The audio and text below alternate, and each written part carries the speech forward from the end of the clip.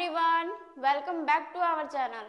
तो आज के इस वीडियो में हम लोग पढ़ेंगे केमिकल इक्वेशन। केमिकल इक्वेशन क्या होता है, then balanced chemical equation. Balanced chemical equation क्या होता है, देन मेथड्स फॉर बैलेंसिंग, यानी केमिकल इक्वेशन को बैलेंस करने के लिए कौन कौन से मेथड्स यूज किए जाते हैं वो आज हम लोग पढ़ेंगे। तो चलिए हम लोग स्टार्ट करते हैं। तो आज का हमारा टॉपिक है केमिकल इक्वेशन। केमिकल इक्वेशन क्या होता है, जब भी केमिकल रिएक्शन को फॉर्मूला का यूज करके या फिर सिंबल का यूज करके रिप्रेजेंट किया जाता है तो उसे हम लोग केमिकल इक्वेशन का नाम देते हैं। जैसे फॉर एग्जांपल ये हमारा रिएक्शन है, रिएक्शन को हम लोग वर्ड के फॉर्म में लिखे हैं। जब हम लोग इस रिएक्शन को सिंबल का रूप दे देंगे तो ये हमारा केमिकल इक्वेशन कहलाएगा। मैग्नीशियम के लिए सिंबल क्या होता है, Mg। ऑक्सीजन के लिए O2 एंड मैग्नीशियम ऑक्साइड के लिए MgO। ठीक है, तो जब भी हम लोग सिंबल का यूज किए या फिर फॉर्मूला का यूज किए केमिकल रिएक्शन को रिप्रेजेंट करने के लिए तो उसे हम लोग केमिकल इक्वेशन कहेंगे, यानी ये हमारा केमिकल इक्वेशन कहलाएगा। अब हम लोग जानेंगे features of chemical equation. Chemical equation के क्या क्या फीचर्स हैं, तो the reactants are written on the left hand side with a plus sign adding two or more compounds. Reactants हमारा ऑलवेज लेफ्ट हैंड साइड लिखाएगा। जैसे for example magnesium and oxygen हमारा reactant है, ये हमारा लेफ्ट हैंड साइड लिखा हुआ है। जब भी टू और मोर कंपाउंड्स आते हैं तो उनके बीच में प्लस का साइन यूज किया जाता है। जैसे मैग्नीशियम के साथ साथ ऑक्सीजन भी आया है तो इनके बीच में हम लोग प्लस का यूज किए हैं। तो रिएक्टेंट को ऑलवेज लेफ्ट हैंड साइड लिखा जाता है एंड टू और मोर जब कंपाउंड्स आते हैं तो प्लस का साइन यूज किया जाता है। ये हमारा पहला फीचर्स है। Then second, the products are written on right hand side. Products जो हमारा होता है उसे हम लोग ऑलवेज राइट हैंड साइड लिखते हैं with a plus sign between the compounds of product. अगर टू और मोर प्रोडक्ट्स होते हैं तो उनके बीच में प्लस का साइन यूज करेंगे एंड प्रोडक्ट हमारा ऑलवेज राइट हैंड साइड लिखाता है। जैसे फॉर एग्जांपल मैग्नीशियम ऑक्साइड हमारा एक प्रोडक्ट लिया था, अगर इसके साथ साथ कुछ और निकलता तो हम लोग बीच में प्लस का साइन यूज करते हैं। ठीक है, ये हमारा सेकेंड फीचर्स है। थर्ड है, an arrow separates the reactant from the product. ये जो हमारा एरो है, ये एरो रिएक्टेंट को प्रोडक्ट से सेपरेट करते हैं। The arrow head points towards the product indicate the direction of reaction. ये जो हमारा हेड पॉइंट है वो रिएक्शन के डायरेक्शन को शो करता है। यहाँ तक क्लियर है। फीचर्स हम लोग जान गए केमिकल इक्वेशन का क्या क्या होता है। अब हम लोग आगे बढ़ते हैं। तो अब हमारा टॉपिक है balanced chemical equation. Balanced chemical equation क्या होता है, a chemical equation having an equal number of atoms on both side of the reaction is called balanced chemical equation। मतलब केमिकल इक्वेशन में reactant side and product side के जो atoms है वो अगर इक्वल होते हैं तो उसे हम लोग बैलेंस केमिकल इक्वेशन का नाम देंगे। जैसे for example magnesium plus O2 react करके मैग्नीशियम ऑक्साइड बना रहे थे। यहाँ क्या है कि रिएक्टेंट साइड ऑक्सीजन का जो एटम्स है वो 2 है and product side oxygen atoms 1 है, तो ये हमारा बैलेंस नहीं है, यानी इक्वल नहीं है। रिएक्टेंट साइड के जो एटम है वो प्रोडक्ट साइड के एटम से इक्वल नहीं है, तो हम लोगों को बैलेंस करना होगा, तब जाके हमारा ये बैलेंस केमिकल इक्वेशन कहलाएगा। ये अभी हमारा अनबैलेंस केमिकल इक्वेशन है। बैलेंस करने के लिए क्या करेंगे, अगर हम लोग यहाँ 2 से मल्टीप्लाई कर दें तो हमारा अब ऑक्सीजन तो बैलेंस हो चुका है, लेकिन मैग्नीशियम अब हमारा अनबैलेंस हो चुका है। अगर हम लोग यहाँ 2 से मल्टीप्लाई करेंगे तो मैग्नीशियम हमारा अब 2 एटम है reactant side and product side कितना है 2 एटम। ऑक्सीजन रिएक्टेंट साइड कितना है 2 एटम एंड प्रोडक्ट साइड कितना है 2 एटम, यानी reactant side and product side के जो एटम्स है वो अब इक्वल हो चुके हैं। इक्वल हुए तो अब इसे हम लोग क्या बोलेंगे, बैलेंस केमिकल इक्वेशन। क्लियर। तो अब हमारा टॉपिक है why do we need to balance a chemical equation.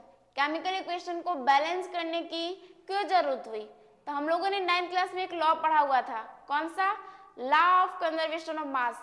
इस लॉ में क्या कहा गया था कि केमिकल रिएक्शन में मैटर को ना तो हम लोग क्रिएट कर सकते हैं एंड ना ही डिस्ट्रॉय कर सकते हैं। Matter can neither be created not destroy in a chemical reaction, ये हमारा लॉ ऑफ कंजर्वेशन ऑफ मास कहता है। तो इसी लॉ को फॉलो करने के लिए केमिकल रिएक्शन को यानी केमिकल इक्वेशन को बैलेंस किया जाता है। So number of elements involve in a chemical reaction should remain same at reactant and product side. Law of conservation of mass को फॉलो करने के लिए हम लोग केमिकल इक्वेशन को बैलेंस करते हैं। ठीक है, ये क्लियर है। अब हम लोग आगे बढ़ते हैं। अब हमारा टॉपिक है making a chemical equation more informative. Chemical equation को हम लोग मोर इंफॉर्मेटिव कैसे बना सकते हैं वो अब हम लोग देखेंगे। तो पहला पॉइंट है there can be 4 physical state for the reactant and product. Reactant and product के लिए 4 स्टेट है। कौन कौन? Solid, liquid, gas and aqueous solution. Solid के लिए हम लोग क्या यूज करेंगे? Symbol S. लिक्विड के लिए एल, छोटा एल। गैस के लिए जी एंड एक्वस सॉल्यूशन के लिए हम लोग क्या सिंबल यूज करेंगे? एक क्यू। तो हम लोग फिजिकल स्टेट को रिप्रेजेंट करेंगे ताकि हम लोग का केमिकल इक्वेशन मोर इंफॉर्मेटिव लगे। ठीक है, जैसे फॉर एग्जांपल जैसे जिंक H2SO4 के साथ रिएक्ट किया, क्या बनाया? ZnHO4 plus H2। इस रिएक्शन में हम लोगों को पता नहीं चल रहा है कि जिंक हमारा कौन सा फॉर्म में है, H2SO4 कौन से फॉर्म में रिएक्ट कर रहा है, एंड प्रोडक्ट हमें जो मिला ZnHO4 वो कौन से फॉर्म में था, H2 हमारा कौन से फॉर्म में था। तो इसी को हम लोग मोर इंफॉर्मेटिव बनाने के लिए हम लोग केमिकल इक्वेशन में जो स्टेट होता है उसको रिप्रेजेंट करते हैं। जिंक हमारा ये सॉलिड फॉर्म में है,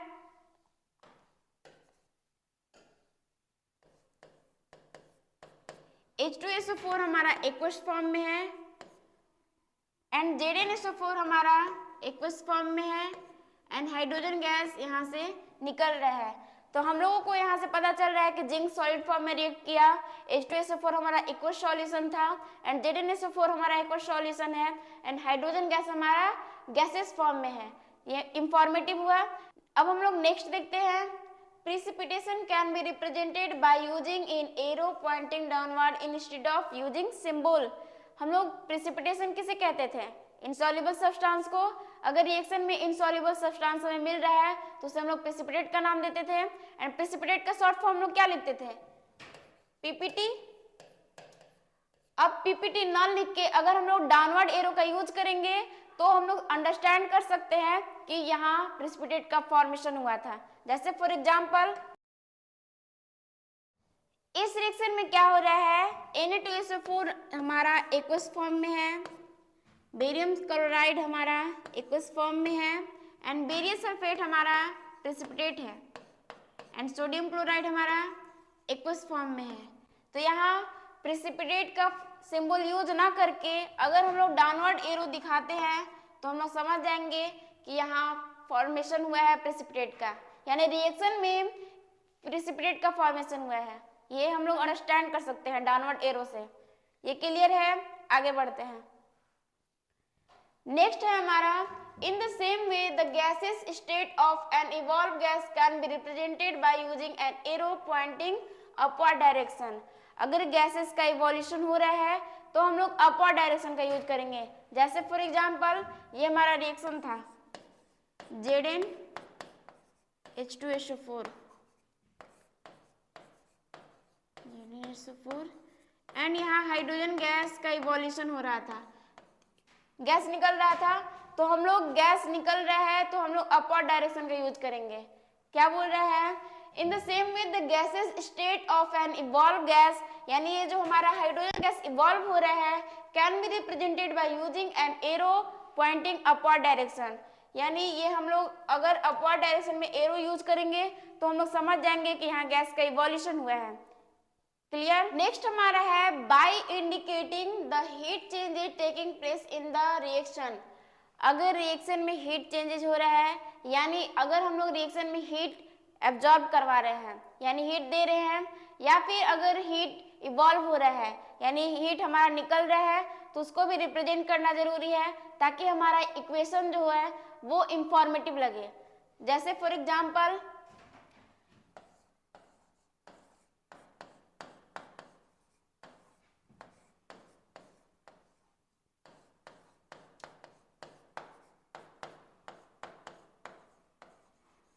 इस रिएक्शन में क्या हो रहा था, हीट का इवोल्यूशन हो रहा था, यानी हीट हमारा निकल रहा था। तो हम लोग हीट यहाँ शो करेंगे, हीट का सिंबल हम लोग ऐसे भी यूज कर सकते हैं, ठीक है। तो हीट अगर निकल रहा है तो हम लोग उधर लिखेंगे, अगर हीट एब्जॉर्ब हो रहा है, जैसे फॉर एग्जांपल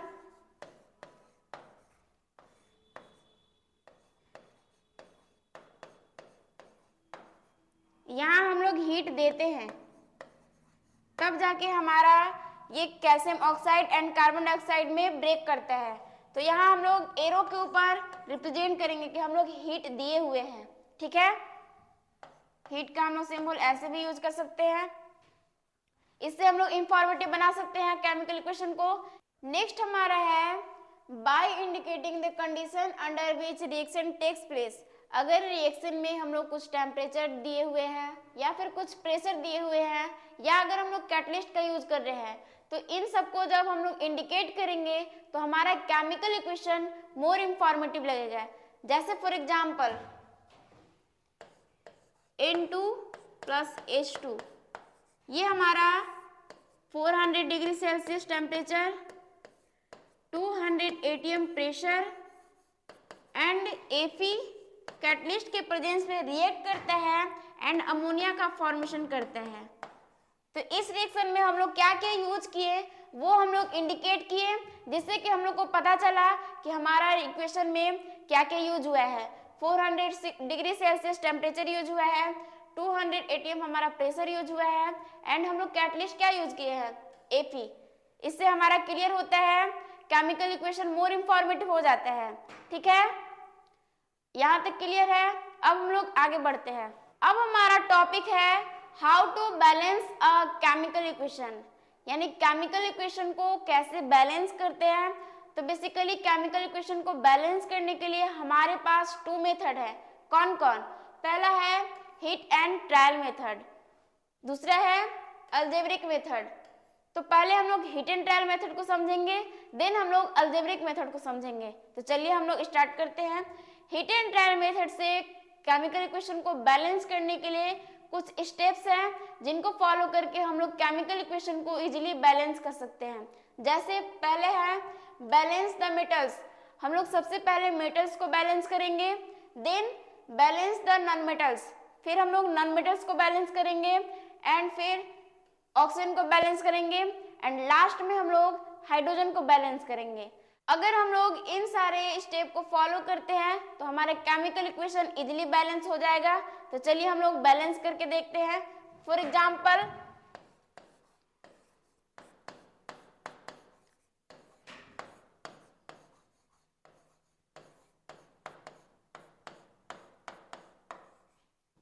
ये हमारा रिएक्शन है। इस रिएक्शन में हमारा पहले हम लोग काउंट करते हैं कि हमारा जो इक्वेशन है वो बैलेंस है या नहीं।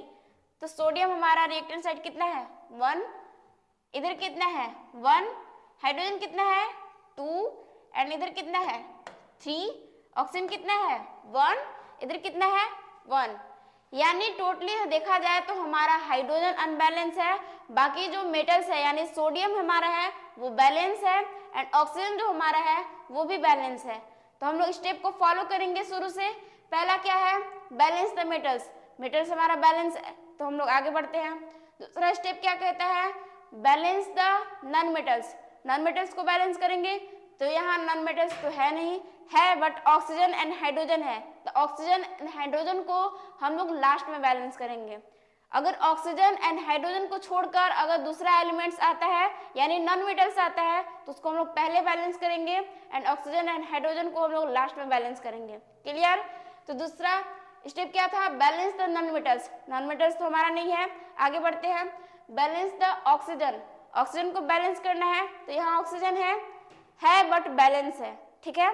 चौथा स्टेप क्या है हाइड्रोजन, हाइड्रोजन हमारा अनबैलेंस है तो बैलेंस करने के लिए क्या करेंगे, हमारा यहाँ 2 है, यहाँ 2 है, यहाँ कितना है 1। अगर हम लोग यहाँ 2 से मल्टीप्लाई करें तो अब हमारा हाइड्रोजन कितना हो गया 4, रिएक्टेंट साइड हमारा 4 हो गया एंड प्रोडक्ट साइड कितना है अभी 3 है। इधर हाइड्रोजन 3 है, इधर कितना है हाइड्रोजन 4। अभी हमारा बैलेंस नहीं है तो बैलेंस करने के लिए क्या करेंगे फिर से हम लोग देखेंगे। जब भी हम लोग कुछ नया ऐड करेंगे तो हम लोग शुरू से फिर बैलेंस करेंगे। तो पहला था बैलेंस द मेटल्स, मेटल्स हमारा बैलेंस है। दूसरा स्टेप हमारा क्या है, balance the non metals, non metals तो हमारा है नहीं, तो नॉन मेटल्स को नहीं बैलेंस करेंगे। आगे बढ़ते हैं, बैलेंस द ऑक्सीजन, ऑक्सीजन को बैलेंस करना है। तो ऑक्सीजन हमारा रिएक्टेंट साइड कितना है 2 है एंड प्रोडक्ट साइड कितना है 1, ये हमारा अनबैलेंस है। तो पहले हम लोग इसको बैलेंस करेंगे। अगर हम लोग यहाँ 2 से मल्टीप्लाई करें तो अब हमारा ऑक्सीजन बैलेंस हो चुका है, बट अब हमारा जो मेटल्स था वो अनबैलेंस हो चुका है। तो हम लोग जब भी कुछ नया ऐड करेंगे तो हम लोग शुरू से बैलेंस करना स्टार्ट करेंगे। तो पहला था हमारा स्टेप क्या था, बैलेंस द मेटल्स, मेटल्स हमारा कितना है 1, रिएक्टेंट साइड कितना है 1 एंड प्रोडक्ट साइड कितना है 2। तो अगर हम लोग यहाँ 2 से मल्टीप्लाई करें तो अब हमारा मेटल्स बैलेंस हो चुका है। इधर रिएक्टेंट साइड 2 है, प्रोडक्ट साइड 2 है, बैलेंस है। दूसरा स्टेप था balance the non metals, non metals को बैलेंस करेंगे तो नॉन मेटल्स हमारा है नहीं। तीसरा स्टेप था ऑक्सीजन को बैलेंस करना है। तो ऑक्सीजन को बैलेंस करने के लिए क्या करेंगे, यहाँ देखेंगे ऑक्सीजन हमारा बैलेंस है 2 है, इधर भी 2 है, यानी ऑक्सीजन हमारा बैलेंस है। चौथा स्टेप था हाइड्रोजन को बैलेंस करना था। हाइड्रोजन को बैलेंस देखते हैं है कि नहीं। इधर हाइड्रोजन कितना है 4, इधर कितना हो चुका है अब 2 एंड 2, यानी इधर हाइड्रोजन हमारा 4 हो चुका है, यानी केमिकल इक्वेशन हमारा बैलेंस हो चुका है। हिट एंड ट्रायल मेथड से समझ में आया कैसे बैलेंस करना है। अब हम लोग और भी इक्वेशन को हिट एंड ट्रायल मेथड से बैलेंस करते हैं। चलिए स्टार्ट करते हैं। जैसे हमारा ये रिएक्शन है Fe प्लस H2, रिएक्शन करके क्या बनाया Fe3O4 एंड हाइड्रोजन गैस, ये हमारा रिलीज हो रहा है। तो यहाँ इस इक्वेशन को बैलेंस करना है, तो हिट एंड ट्रायल मेथड से बैलेंस करना है। तो कौन कौन सा स्टेप था, पहला बैलेंस द मेटल्स, पहले मेटल्स को बैलेंस करना है, देन नॉन मेटल्स को, देन ऑक्सीजन को, देन लास्ट में हाइड्रोजन को बैलेंस करना है। तो बैलेंस करने से पहले हम लोग क्या करेंगे, जितने भी रिएक्टेंट साइड एलिमेंट्स हैं एंड जितने भी प्रोडक्ट साइड एलिमेंट्स हैं उनको काउंट करेंगे एंड एक डेटा बनाते हैं। जैसे ये हमारा एलिमेंट्स है, रिएक्टेंट साइड कितना है एंड प्रोडक्ट साइड कितना है, ये हम लोग डेटा बनाते हैं। आयरन हमारा कितना है, रिएक्टेंट साइड 1 है Fe1, प्रोडक्ट साइड कितना है 3, हाइड्रोजन हमारा कितना है रिएक्टेंट साइड 2 एंड इधर कितना है 2, ऑक्सीजन हमारा कितना है reactant side 1 and product side कितना है 4। ये हमारा एलिमेंट्स का डेटा है। तो अब हम लोग हिट एंड ट्रायल मेथड्स का जो हमारा स्टेप है उसको फॉलो करेंगे एंड इक्वेशन को बैलेंस करेंगे। तो पहला स्टेप क्या था, बैलेंस द मेटल्स, मेटल्स को बैलेंस करना था। इधर कितना है 3 है, अगर हम लोग यहाँ 3 से मल्टीप्लाई कर दे तो अब हमारा मेटल्स बैलेंस हो चुका है। रिएक्टेंट साइड कितना है 3 एंड प्रोडक्ट साइड कितना है 3 है। दूसरा स्टेप था balance the non metals, non metals तो यहाँ नहीं है, ऑक्सीजन एंड हाइड्रोजन है तो उसको लास्ट में करेंगे। तीसरा स्टेप था oxygen, balance the oxygen, oxygen को बैलेंस करेंगे। यहाँ कितना है 4, यहाँ कितना है 1, अगर यहाँ 4 से मल्टीप्लाई कर दे तो हमारा ऑक्सीजन बैलेंस हो चुका है। चौथा स्टेप क्या था, बैलेंस द हाइड्रोजन, हाइड्रोजन को बैलेंस करना था। तो हाइड्रोजन हमारा कितना है, इधर 8 है, इधर कितना है 2, अगर यहाँ 4 से हम लोग मल्टीप्लाई कर दे तो अब हमारा कितना हो जाएगा, हाइड्रोजन 8 हो जाएगा। अब हमारा रिएक्टेंट साइड कितना है, हाइड्रोजन 8 है एंड प्रोडक्ट साइड कितना हो चुका है 8, यानी हमारा जो इक्वेशन था वो बैलेंस हो चुका है। एक बार चेक कर लेते हैं, आयरन 3 इधर 3 है, हाइड्रोजन 8 इधर भी 8 है, ऑक्सीजन 4 है, यहाँ 4 है, यानी ऑक्सीजन हमारा बैलेंस हो चुका है, हाइड्रोजन बैलेंस हो चुका है, आयरन बैलेंस हो चुका है, यानी टोटली हमारा इक्वेशन जो था वो बैलेंस हो चुका है। ठीक है, अब हम लोग नेक्स्ट मेथड से ट्राई करते हैं, अलजेब्रिक मेथड। अलजेब्रिक मेथड से कैसे बैलेंस करते हैं वो सीखेंगे। जैसे फॉर एग्जांपल एक इक्वेशन है हमारे पास, ये हमारा इक्वेशन है, इस इक्वेशन को हम लोग अलजेब्रिक मेथड से बैलेंस करेंगे। तो पहले बैलेंस करने से पहले क्या करेंगे, हम लोग कोफिशिएंट को बैठाएंगे, यहाँ a करेंगे, यहाँ b, यहाँ c एंड यहाँ d। हम लोग अलजेब्रा के फॉर्म में कोफिशिएंट लिखेंगे, यहाँ a, यहाँ b, यहाँ c, यहाँ d। अलजेब्रिक मेथड को हम लोग ABCD मेथड के नाम से भी जानते हैं, तो कंफ्यूज बिल्कुल भी नहीं होना है कि अलजेब्रिक मेथड दूसरा है, ABCD मेथड दूसरा है, दोनों एक ही है। क्लियर? अब हम लोग क्या करेंगे, इस इक्वेशन को हम लोगों को अलजेब्रिक मेथड से बैलेंस करना है। तो कैसे बैलेंस करना है वो हम लोग देखते हैं।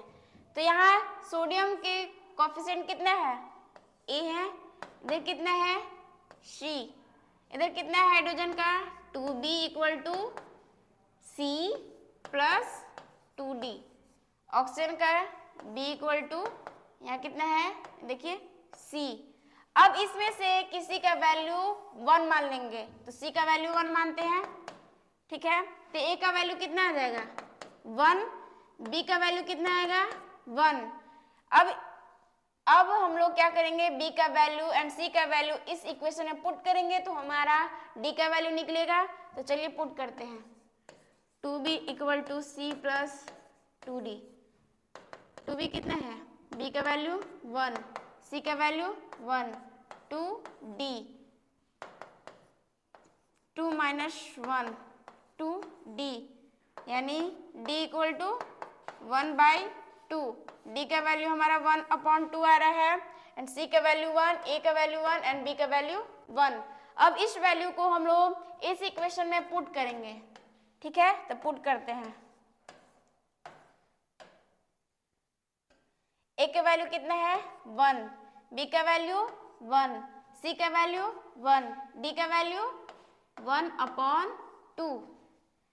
अब क्या करना है कि अगर हम लोग इस इक्वेशन में 2 से मल्टीप्लाई कर दें तब हमारा इक्वेशन क्या हो जाएगा, 2Na plus 2H2O 2NaOH plus H2। ये हमारा इक्वेशन हो गया। अब हम लोग काउंट करते हैं, सोडियम रिएक्टेंट साइड कितना है 2, प्रोडक्ट साइड 2, हाइड्रोजन 4, इधर 2 2 हाइड्रोजन 4 हो गया। ऑक्सीजन कितना है 2, इधर कितना है 2, यानी ये इक्वेशन हमारा अलजेब्रिक मेथड से बैलेंस हो चुका है। इसी इक्वेशन को हम लोग हिट एंड टेल मेथड से बैलेंस किए थे एंड इसको हम लोग अलजेब्रिक मेथड से किए, दोनों मेथड से कर लिए, हमारा इक्वेशन बैलेंस हो चुका है। आई होप आप लोग समझ गए होंगे। तो आज के लिए बस इतना ही। नेक्स्ट वीडियो में हम लोग और भी इक्वेशंस को दोनों मेथड से बैलेंस करना सीखेंगे, हिट एंड ट्रायल मेथड से भी बैलेंस करेंगे एंड अलजेब्रिक मेथड से बैलेंस करेंगे। तो थैंक्स फॉर वॉचिंग।